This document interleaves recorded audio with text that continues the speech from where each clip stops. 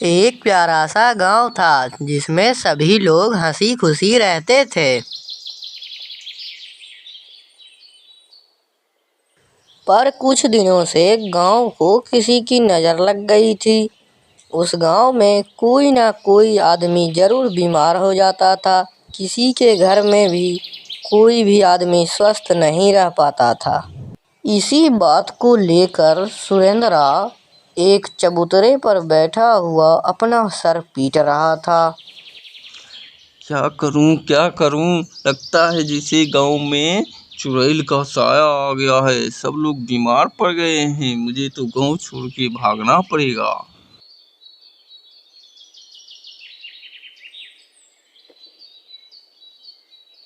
वह इतना सोच ही रहा था कि तभी उसका मित्र देवा वहां टहलते टहलते पहुंच जाता है।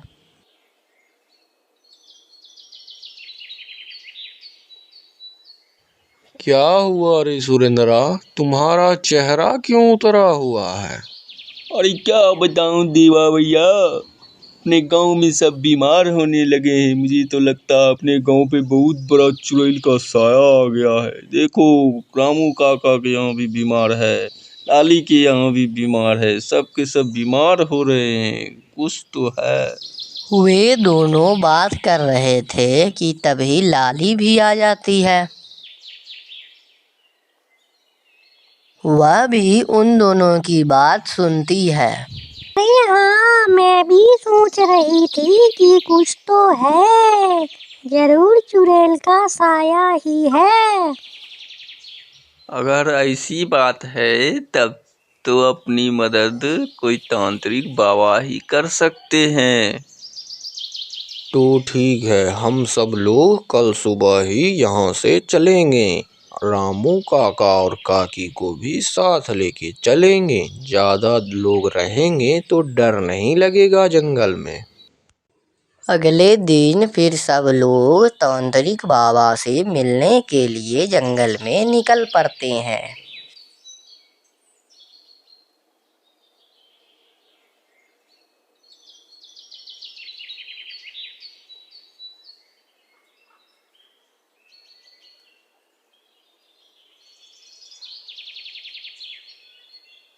फिर वे लोग चलते चलते थक जाते हैं और आराम करने की सोचते हैं।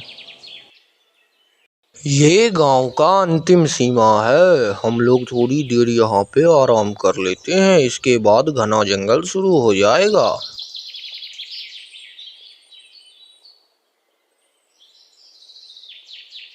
अब आराम बहुत हो गई, अब चलो उठ के, नहीं तो लौटते लौटते रात हो जाएगी। फिर वे सभी वहां से उठ कर के बाबा के आश्रम की तरफ जाने लगते हैं।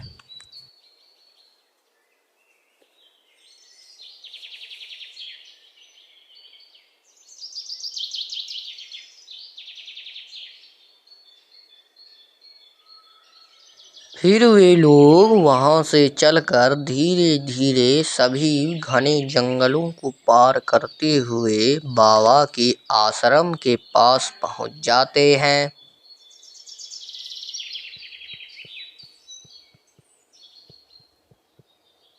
देखो देखो, हम लोग बाबा के पास पहुंच गए। चलो चलो, जल्दी चलो।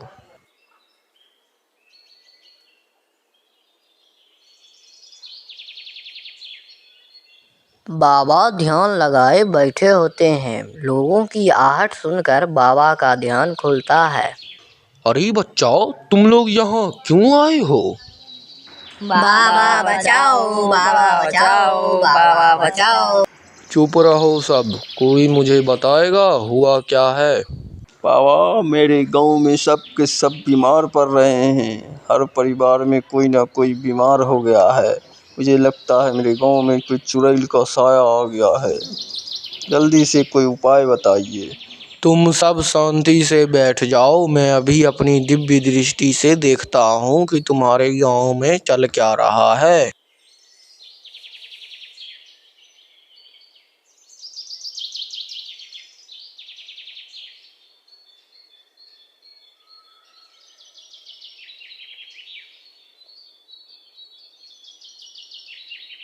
तुम्हारे गांव में कोई चुड़ैल उड़ैल का साया नहीं है। ये सब तुम्हारे ही कुकर्मों का फल है, जिससे तुम सब लोग बीमार हो रहे हो। हमारे ही कुकर्मों का फल? हमें कुछ समझ नहीं आया बाबा। तुम लोग जो अपने अपने घर में कुआं खोद रखे हो शौचालय के लिए, उससे धरती के नीचे का पानी दूषित हो जाता है। और उसी कुएं के बगल में तुम लोग चापाकल लगा देते हो, जिसका पानी पी पी कर तुम लोग बीमार हो रहे हो। अरे हाँ, ये तो हमने सोचा ही नहीं। तो अब इससे बचने के लिए क्या करना पड़ेगा बाबा? इसका तो सिर्फ एक ही उपाय है। तुम्हारे चापाकल से 20 से 22 फीट की दूरी तक एक भी कुआं नहीं आना चाहिए, तभी तुम्हारे चापाकल से शुद्ध पानी निकलेगा। ठीक है बाबा, ठीक है। अब हम अपने चापाकल को शौचालय के कुएं से 20-22 फीट दूर ही गाड़ेंगे, तब तो शुद्ध पानी निकलेगा ना। ठीक है बच्चा, ठीक है, लेकिन तुम लोगों में ईर्ष्या बहुत है। लेकिन तुम जहाँ पर चापाकल लगाओगे, कहीं तुम्हारे पड़ोसियों ने वहीं दीवार के उस पार कुआं खोद दिया तो फिर तो तुम्हारे चापाकल का पानी दूषित हो जाएगा।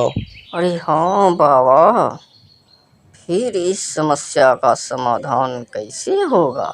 इसका भी समाधान है बच्चा। इसके लिए तुम्हें अपने शौचालय का डिजाइन बदलना पड़ेगा। पर बाबा, शौचालय का डिजाइन कैसे बदलेंगे? इसके लिए आवश्यकता अनुसार या 6.5 फीट लंबा और 4 फीट चौड़ा गड्ढा खोदेंगे, जिसकी गहराई 6 फीट रखेंगे। 6 फीट से ज़्यादा नहीं रखना है। गड्ढे के अंदर चारों ओर और जमीन पर जालीदार दीवार बना देना है, और इस जालीदार दीवार के ऊपर प्लास्टर नहीं करना है। अब इस गड्ढे के बीचों बीच एक सॉलिड दीवार बना देना है, जिससे गड्ढा 2 भागों में बट जाएगा। अब शौचालय से आने वाले पाइप को दोनों गड्ढे में जोड़ दें और दोनों पाइप के ऊपर एक एक भाल्व लगा दें। अब एक भाल्व को बंद कर देंगे, जिससे शौचालय से आने वाला मल एक गड्ढे में गिरेगा। जब पहला गड्ढा भर जाएगा, तब उस वाले भाल्व को बंद करके दूसरे गड्ढे की भाल्व को खोल देंगे, जिससे शौचालय का मल दूसरे गड्ढे में गिरेगा। चूंकि हमने गड्ढे के अंदर जालीदार दीवार बनाया है, इसलिए पहले गड्ढे का मल मिट्टी से अभिक्रिया करके कुछ ही दिनों के बाद मिट्टी बन जाएगा, और फिर उसे उठाकर बाहर फेंक देंगे या उसे खेतों में डाल देंगे, जिसके कारण कुछ भी प्रदूषण नहीं फैलेगा। और यही प्रक्रिया दूसरे गड्ढे के साथ भी करना है। इस प्रकार अगर टंकी बनाओगे तो चापाकल को कितना भी पास क्यों ना गाड़ दें, चापाकल से शुद्ध पानी ही निकलेगा। तांत्रिक बाबा की बात तुम सब भी अपने भेजे में अच्छी तरह उतार लो।